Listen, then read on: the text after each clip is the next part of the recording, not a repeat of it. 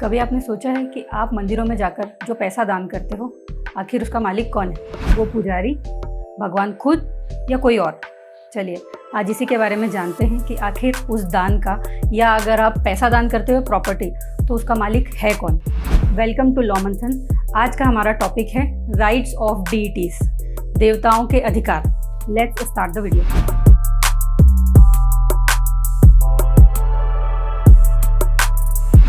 Indian law recognizes two persons, first natural and second legal or juristic person.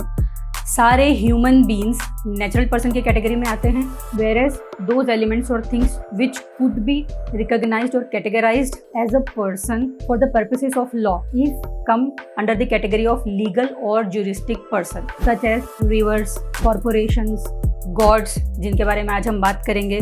ये सारे juristic person, law जिन्हें recognise करता है वही लीगल या ज्यूरिस्टिक पर्सन है। जैसे कि आपने गंगा या यमुना नदी के बारे में पढ़ा होगा।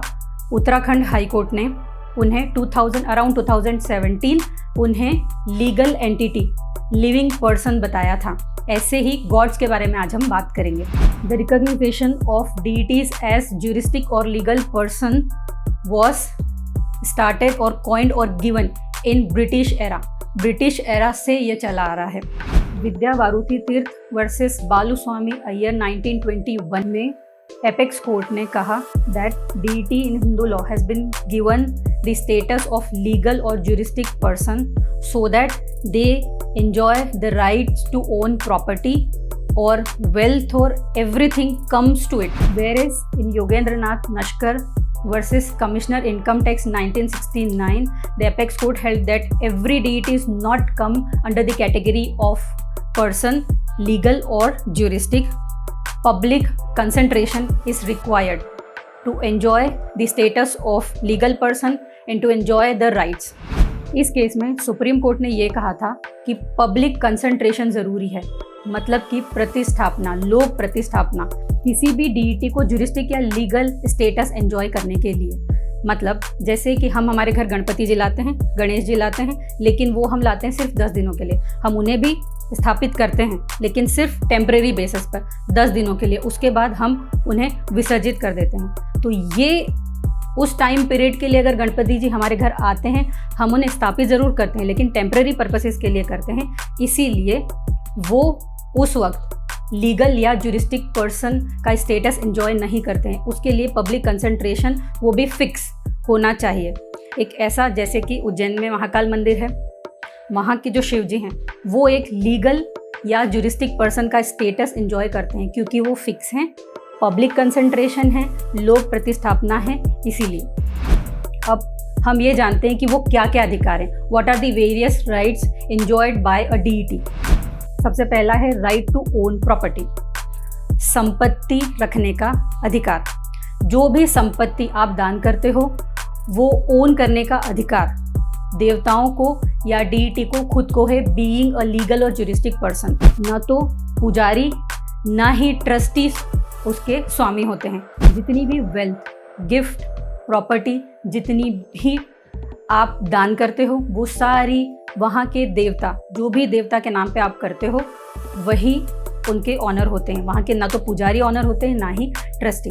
ये सुप्रीम कोर्ट ने 1997 में एक रेलेवेंट केस में कहा था और ये भी कहा था कि इसका ये फ़ायदा है कि पुजारी और ट्रस्टी इसका मिसयूज़ नहीं कर सकते, उस प्रॉपर्टी का, उस दान का मिसयूज़ नहीं कर सकते जो आप किसी मंदिर में जाकर करते हो। अगला राइट है पेइंग टैक्स। ये भी एपेक्स कोर्ट ने ही एक केस में, एक रेलेवेंट केस में कहा है क्योंकि डीटीज इंडिविजुअल पर्सन का राइट एंजॉय करते हैं, they are entitle to pay tax. अगला है to be sued. In the famous Ayodhya Ram Mandir case, the apex court held that being treated as human beings, the deities or idols can also fight a legal battle on their own name. The next is to be sued. Similarly, जैसे कि वो एक person है और अगर वो suit file कर सकते हैं, वो एक लीगल बैटल लड़ सकते हैं, तो उनके खिलाफ भी सूट फाइल किया जा सकता है। ये तो हो गई लीगल राइट्स की बात। क्या इन्हीं डीईटीज को कॉन्स्टिट्यूशनल और फंडामेंटल राइट्स हैं? अब एक ये नया सवाल है। इस सवाल का जवाब हमें Sabarimala, the famous Sabarimala case में पता चलता है। उसमें ये आर्ग्यू किया गया था कि अगर मिनिस्टेरियल एज की वुमेन्स को अलाउ करते हैं हम अयप्पा मंदिर में, तो ये उनके राइट टू पर्सनल लिबर्टी का इन्फ्रिंजमेंट है। ये आर्ग्यूमेंट सुप्रीम कोर्ट ने रूल्ड आउट कर दिया और ये कहा कि though they enjoyed certain legal rights but they do not have any fundamental और कॉन्स्टिट्यूशनल राइट्स। फंडामेंटल राइट आप देखो या कॉन्स्टिट्यूशन में दूसरे कॉन्स्टिट्यूशनल राइट्स अगर आप देखो तो उसमें पर्सन और फंडामेंटल राइट में सिटीजन वर्ड यूज़ किया है। सिटीजन वर्ड सिर्फ सिटीजन्स के ऊपर अप्लाई होता है, नागरिक, लिविंग ह्यूमन बींग्स। वहीं पर्सन वर्ड में भी कहीं पर भी डीईटीज को इंक्लूड नहीं किया गया है। ये सुप्रीम कोर्ट ने क्लियर कर दिया है in Sabarimala case. So till date it is clear that deities और आइडल्स या देवता हम कहें, ये लीगल राइट्स तो एंजॉय करते हैं, जैसे प्रॉपर्टी को ओन करना, वेल्थ को ओन करना, ठीक है। हमने जैसे अभी पढ़ा टैक्स पे करना, सूट फाइल करना या उनके नाम पर सूट को फाइल करवाना, डिफेंड करना जिसे हम कहते हैं, ये सारे राइट्स तो वो एंजॉय करते हैं, लेकिन फंडामेंटल या कॉन्स्टिट्यूशनल राइट उनके पास नहीं है। क्या इन डीईटीज को फंडामेंटल या कॉन्स्टिट्यूशनल राइट है? ये काफ़ी कंट्रोवर्शियल रहा है। इसके ऊपर बहुत सारे अलग अलग लोगों के अलग अलग ओपिनियन हैं, लेकिन हमें अभी latest Sabarimala, the famous Sabarimala case में इस बात का क्लियरिफिकेशन हो गया। तो आज तारीख तक ये क्लियर है। ये तो हो गई डीईटीज के राइट्स की बात, चाहे कॉन्स्टिट्यूशन हो, चाहे लीगल हो, चाहे फंडामेंटल हो। जैसे कि मैंने पहले कहा था कि क्या पुजारी या ट्रस्टी उसके ऑनर हो सकते हैं? ऐसा नहीं है।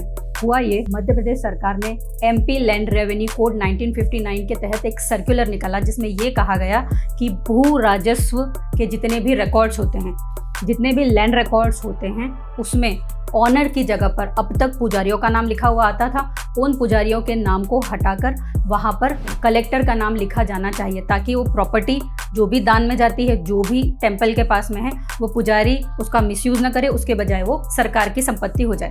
कलेक्टर का नाम आ जाना चाहिए। इस सर्कुलर को लेकर यही पुजारी उत्थान एवं कल्याण समिति मध्य प्रदेश हाईकोर्ट तक मूव हुए।